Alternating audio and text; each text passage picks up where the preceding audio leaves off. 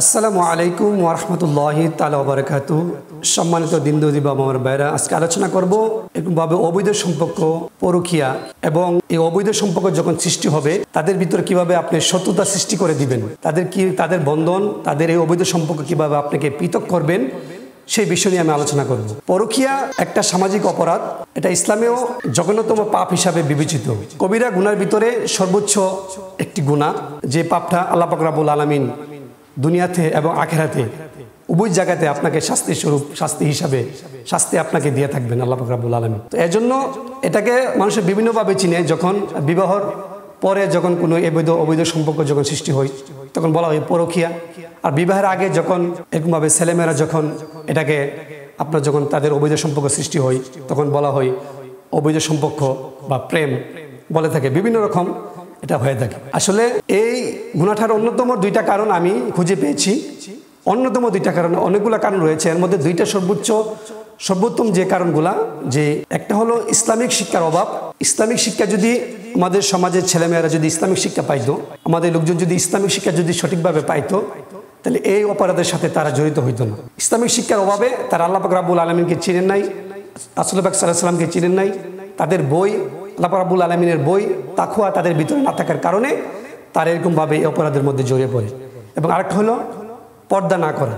পর্দা বিধান তারা যখন পালন না করে, আল্লাহ পাক রব্বুল আলামিন প্রিয় হাবিব যখন এরকমভাবে যেভাবে আমাদেরকে পর্দা করার জন্য বলেছেন সেরকমভাবে আমরা পর্দা মেনে চলি না। আমরা এক পুরুষ এবং মহিলা অবাধ এরকমভাবে চলাফেরা করি বা অবাধ মিলামেশা করি, তাদের ভিতরে পর্দা কোনো রকমের এরকমভাবে চিহ্ন রাখি না। পর্দা ছাড়াই আমরা এরকমভাবে রাস্তাঘাটে, বাজারে, হাটে, বিভিন্ন সমাজ মহল্লায়, পাড়া মহল্লায় আমরা এরকমভাবে চলাফেরা করছি, যার কারণে আমাদের পর্দা না মানার কারণে আমরা এরকমভাবে একজন অপরজনের কাছে যাইতে পারি, ছেলে এবং মেয়ের কাছে যাইতে পারি, যার কারণে আমাদের ভিতরে পর্দাহানি হওয়ার কারণে আমাদের ভিতরে সমাজে এরকমভাবে পরকীয়ার গুনাহটা আমাদের ভিতরে এরকম হয়েছে। তো আপনার পরকীয়ার গুনাহ দুনিয়াতে যেমন শাস্তি রয়েছে, আখিরাতেও কঠিন শাস্তি রয়েছে।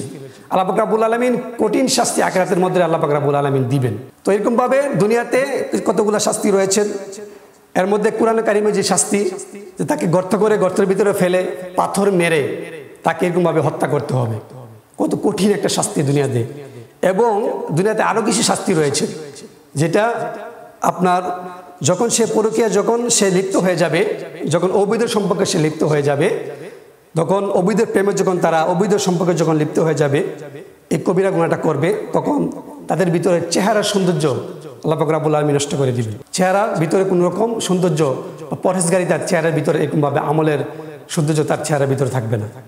দ্বিতীয়ত, রিজিকের বরকত আল্লাহ পাক রব্বুল আলামিন কমিয়ে দিবেন। সবসময় রিজিকের ভিতরে এরকমভাবে হাজারি এরকমভাবে আপনার থাকবে, কোনো রকম বরকত কোনো রিজিকের ভিতরে থাকবে না।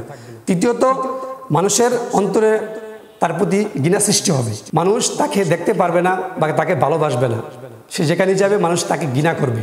তো এরকমভাবে সমাজে আপনারা দেখতে পাচ্ছেন যারা পরকীয়া করে বা এরকমভাবে যারা হাত কাজ করে, তারা যে সন্ত্রাসগুলো রয়েছেন বা এরকমভাবে যারা জিনাখোর রয়েছেন, তারা দেখবেন সমাজের ভিতরে অবহেলিত বা তাদেরকে এরকমভাবে মানুষ ছিচি করে তাড়িয়ে দেন বা এরকমভাবে তারা মানুষ তাদেরকে ঘৃণা করে।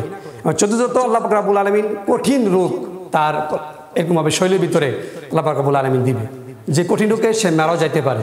কঠিন রোগ, যে চিকিৎসার বদলতেও সে ভালো হচ্ছে না, চিকিৎসার বদলতেও সে সুস্থ হচ্ছে না, এরকম কঠিন রোগ আল্লাহ পাক রব্বুল আলামিন তার এরকমভাবে দিবে। তো পরকীয়ার আখিরাতে যেমন কঠিন শাস্তি আল্লাহ পাক রব্বুল আলামিন রয়েছেন, দুনিয়াতে কিছু শাস্তি, দুনিয়াতে যেই শাস্তিরা পাবে আমি কিছু বর্ণনা করেছি। এজন্য এই সম্পর্ক থেকে আমাদেরকে সম্পূর্ণ দূরে থাকতে হবে। এবং যখন এই সম্পর্কে জড়িয়ে যাবে আপনার পরিবারের কেউই, আপনার স্বামী অথবা আপনার স্ত্রী, আপনার ছেলে মেয়ে অথবা আপনার রিলেটেড কোনো ব্যক্তি, আত্মীয় স্বজন কোনো কেউ যখন আপনার পরকীয়ার মধ্যে জড়িয়ে যাবে, তখন আপনি এরকমভাবে কীভাবে এই পরকীয়ার সম্পর্ক থেকে তাদের দুইজনের ভিতরে সত্যতা সৃষ্টি করে দিবেন, তাদের অবৈধ ভালোবাসার ভিতরে আপনার সত্যতা কীভাবে সৃষ্টি করে দিবেন, দুইজনের ভিতরে দুইজন পৃথক কীভাবে আপনি করবেন। তো সেই বিষয়টি আমি কোরআনের একটি সূরার মাধ্যমে কীভাবে আপনি আমলটা করবেন, কোরআনী আমলটা আপনাদের কাছে বর্ণনা করব। কোরআনে কারিমের 30 পারার মধ্যে সূরা কারিয়া নামে একটি সূরা রয়েছেন, আপনারা জানেন। যেমন সূরাটা হলো বিসমিল্লাহির রহমানির রহিম, আল কারিয়াতু মাল কারিয়া ওয়া মা আদরাকা মাল কারিয়া, এভাবে শেষ পর্যন্ত। এই সূরাটা 30 পারার ভিতরে আল্লাহ পাক রব্বুল আলামিন বর্ণনা করেছেন। এই সূরাটা আপনি কালো কলম এবং সাদা কাগজের ভিতরে আপনি যেভাবে আপনারা স্ক্রিনে দেখতে পাচ্ছেন বা ভিডিওতে দেখতে পাচ্ছেন, আপনারা ঠিক সেভাবে আলাদা আলাদাভাবে লিখবেন। যেমন আল আলিফ লাম আল কারিয়া, কাফ আলিফ রা আইন, এরপরে এরকমভাবে গুলতা, এরকমভাবে আপনারা এভাবে ভাঙ্গা ভাঙ্গা লিখবেন। মাল কারিয়া, মিম আলিফ আলিফ লাম কাফ আলিফ রা আইন, এরকমভাবে তা ওয়াও মিম, এভাবে ভেঙে ভেঙে রাখবেন। মানে প্রত্যেকটা অক্ষর আলাদা আলাদা আলাদা আলাদা এভাবে আপনি লিখবেন। একসাথে কোনো আয়াত লিখবেন না, অক্ষরগুলো আলাদা আলাদা লিখবেন। আপনি কোরআন কারীম সামনে রেখেও লিখতে পারেন, যাতে করে যে কোনো রকম ভুল না হয়। কোরআন কারীম সামনে রেখে আপনি এভাবে আলাদা আলাদাভাবে আপনি এভাবে লিখবেন। সম্পূর্ণ অক্ষরটি আলাদা আলাদা হবে। এই সম্পূর্ণ একবারে শেষ পর্যন্ত, এই সূরার শেষ পর্যন্ত আলাদা আলাদা অক্ষর একসাথে রাখবেন, কোনো না কোনো দাড়ি কমা হবে না। আপনি একসাথে আপনি সূরাগুলো রাখবেন, যেভাবে আপনারা দেখতে পাচ্ছেন ভিডিওতে, ঠিক এরকমভাবে লিখবেন। এবং লেখার পরে আপনি নিচে লিখবেন আল্লাহুম্মা ফাররিক বাইনা ফুলান বিল ফুলান ওয়া ফুলান বিনতে ফুলান বিহাক্কি হাজিহি সূরা।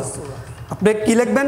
আল্লাহুম্মা ফাররিক বাইনা ফুলান বিন ফুলান, মানে ফুলান বিন ফুলান মানে প্রথম পুরুষের নাম, এরপর মহিলার নাম, অর্থাৎ প্রেমিকের নাম পরে প্রেমিকার নাম। আপনি এরকমভাবে তাদের দুইজনের নাম আপনি এরকমভাবে লিখবেন। যদি আরবিতে না পারেন, যদি আরবিতে যেভাবে দেখতে পাচ্ছেন, যদি আরবিতে না পারেন, তাহলে বাংলাতে লিখবেন যে এমুকের সন্তান এমুক, তো মায়ের নাম, আপনার তার নাম তার মায়ের নাম, যে এমুকের সন্তান এমুক বা এমুক মাথা এমুক তাদের, এবং এমুক মাথা এমুক দুজনের নাম এরকমভাবে লিখবেন। তাদের ভিতরে সত্যতা সৃষ্টি হোক, আপনি বাংলাতেও লিখে দিতে পারবেন।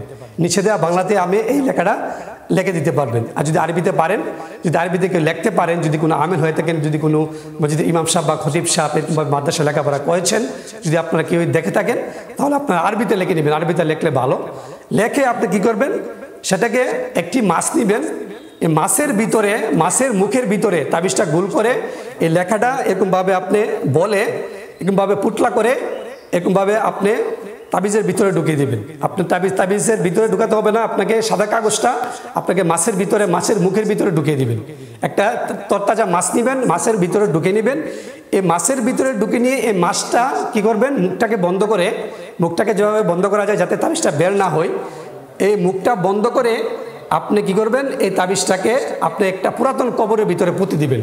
আপনি হাফ হাত আপনি এরকমভাবে গর্ত করে এই গর্তের ভিতরে আপনি পুঁতে দিবেন। আপনি যখন গর্ত করবেন তখন উজু অবস্থায় এক অবস্থানে যাবেন, একটা পুরুষের মাধ্যমে এই কাজটা করাবেন, তাহলে এরকমভাবে ভালো হবে। পুরুষের মাধ্যমে পুরুষকে অবস্থানে যাবে, এবং দুপুরে যদি হয় আপনি সর্বোত্তম। একটা কথা আমি বলতে ভুলে গেছি, যে এলাকাটা যখন লিখবেন তখন শনিবারে অথবা মঙ্গলবারে আপনি এরকমভাবে এই লেখাটা দিন 1টার পরে আপনি লিখতে পারেন। মঙ্গলবারে বিশেষ করে 1টার পরে যখন মিরিক টাইম শুরু হোক, তো ওই সময়ে যদি আপনি লেখাটা লেখেন শনি মঙ্গলবারে, তখন আপনি এই লেখাটার ভিতরে তাসিব পাবেন বেশি। আপনি ওই শনিবারে এবং মঙ্গলবারে এই তাবিজটা আপনি লিখবেন। এই তাবিজটা লিখে মাছের মুখে দিয়ে, মাছের মুখ বন্ধ করে কবরস্থানের ভিতরে, পুরাতন কবরস্থানের ভিতরে আপনি পুঁতে দিবেন। এভাবে আপনি এরকমভাবে আপনি কাজটা করবেন। 7 মঙ্গলবার এই কাজটা আপনি চালিয়ে যাবেন। 7 মঙ্গলবারে আপনি এরকমভাবে 7টা মাছের ভিতরে তাবিজটা ঢুকিয়ে আপনি এই কাজটা করবেন। যখন আপনি এই আমলটা করবেন, এই তদবিরটা করবেন, এই তদবিরের বরকতে এই অবৈধ সম্পর্কের ভিতরে, পরকীয়ার সম্পর্কের ভিতরে এরকমভাবে তাদের ভিতরে ফাটল সৃষ্টি হবে, বা তাদের দুজনের ভিতরে শত্রুতা সৃষ্টি হয়ে যাবে, তারা দুজন দুদিকে চলে যাবে, এভাবে তাদের অবৈধ সম্পর্ক ছিন্ন হয়ে যাবে। তো এই আমল যদি আপনারা সঠিকভাবে করতে পারেন, তাহলে আপনি পরকীয়া থেকে তাদেরকে বাঁচাতে পারবেন, অবৈধ সম্পর্ক, অবৈধ প্রেম থেকে তাদেরকে বাঁচাতে পারবেন। আল্লাহ পাক রব্বুল আলামিন যেন সঠিকভাবে এই আমলগুলো আমরা করতে পারি, এবং এই অবৈধ সম্পর্ক, অবৈধ প্রেম থেকে আল্লাহ পাক রব্বুল আলামিন যেন সকল মুসলিম উম্মাহকে দূরে রাখে। সবাই বলে আমিন।